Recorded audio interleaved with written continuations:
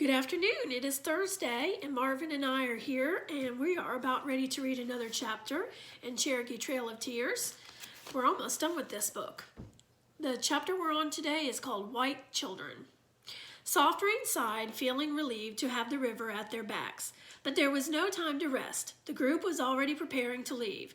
"I've been looking for you," Mother said. "Hold on to Hawk Boy. We're moving on." Before them, the line formed. People, wagons, and animals wound gradually uphill towards rocky bluffs. "Will there be mountains in the west?" Hawk Boy asked. When Mother shrugged, he said, "I'll ask Father." But they traveled that day and another through stinging snow without seeing Father. Hawk Boy missed him. "I want to ride with Father," he complained. "He's still hunting," Mother exclaimed gently. "Food is scarce. Our group and some others are going to follow a different trail where there may still be game, turkey or deer. Not so many have traveled this way." "Aunt Key, can't you find more vegetables?" Hawk Boy asked. Aunt Key nodded. "When there is time, I'll look," she promised. And when there is less snow, Soft Rain thought. Walking over the rounded hills would be easy without the slippery snow. She looked down at the heavy shoes the chief had given her and saw streaks of blood on the ground. Some of the Tisagi still refused to wear any of the white man's clothing. She blew on her hands to warm them, wishing she had the gloves Mother had made last year. On the evening of the third day, Father and the men returned with rabbits and squirrels.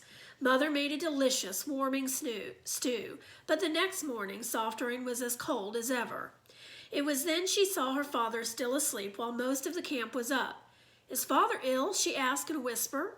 "Your father is weary and has asked others to arouse the camp for a while," Mother explained. Instead of leading the line, Father then rode at the back, helping stragglers. Fires were being built along the way, and people lingered near them.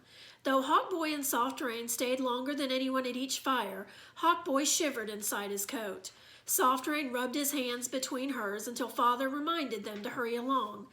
They ran, sliding and slipping, to catch up with Mother and Aunt Key. The day the snow stopped, Father said, "Tomorrow we will hunt again. A white farmer brought us word of deer close by." The sun shone as the hunters left, and soon after the travelers passed through a small town. Soft Rain stopped to stare at a little building with a bell on top. "Is it a school or a church?" Hawk Boy asked. "Maybe both," Soft Rain answered.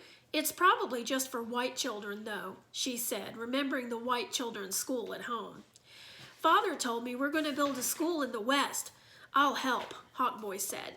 A school for them in the west? Soft Rain hoped it was true. For a while she forgot about the bitter cold, but the town was far behind them before they came to a fire.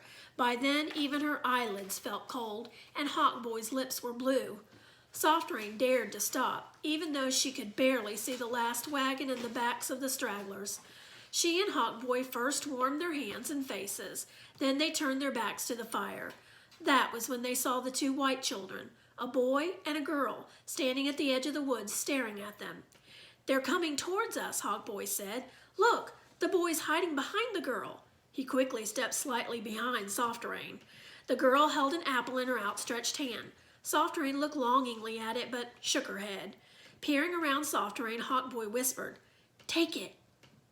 With a glance at her brother, Soft Rain stretched out her own hand and took the red fruit. "Thank you for the apple," she said, handing it to Hawk Boy. "You speak English?" the girl gasped. "I learned in school. Is that your school we saw this morning?" "When the weather is good, we go, my brother and I," she answered. "This is my brother, Hawk Boy. Our school closed," Soft Rain said. Poking her brother, who was bigger than Hawk Boy, the girl said, "Thomas, give it to her." The boy reached inside his coat and handed Soft Rain another apple. Hawk Boy was already eating his. "I'll save it to share with my family," Soft Rain said, putting it in her pouch. "There's more. Come with us." The girl led them back to the trees where she and her brother had stood. "Papa saw the Indians on the road yesterday. He said they're cold and hungry. We must give them what we can spare." "So we packed this," she said, pointing her foot at a large cloth bag on the ground. "But when I tried to talk to people at the fire, everyone except you hurried away." Spreading the wooden handles apart, she opened the bag and took out a heavy blue dress. "This was my last winter's dress. Mama made it, and look, she sewed on a pocket." When Soft Rain looked puzzled, she added, "For keeping things in. I outgrew it, but you're shorter than I am." While still talking, she pulled open Soft Rain's coat. It's wool, much warmer than this flimsy cotton dress you're wearing. And here's Thomas's old coat, much warmer than Hawk Boy's. Oh, and there's food on the bottom. Bending down, she put the dress and coat back in the bag, closed it, and stood up quickly. We have to go before it gets any darker. You're very kind. Thank you, Soft Rain mumbled. The two children hurried off through the trees. Hawk Boy threw the core of the apple away. I don't even know her name, Soft Rain thought.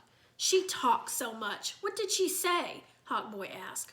Her family gave us food and clothing. Hurry, let's pick up the bag and go. Night is coming, and we must catch up with the others at the next fire. Ugh, it's heavy, Hawk Boy grunted as they carried the bag between them, trying to move quickly. It seemed to grow heavier. They put it down often. Finally, through the trees and the darkness, Hawk Boy saw the light of a fire. Dropping his side of the bag, he ran forward toward it. Soft Rain heaved the bag into both arms and followed him. No one's here, Hawk Boy moaned. What will we do? Well, their first experience with white children. Pretty positive.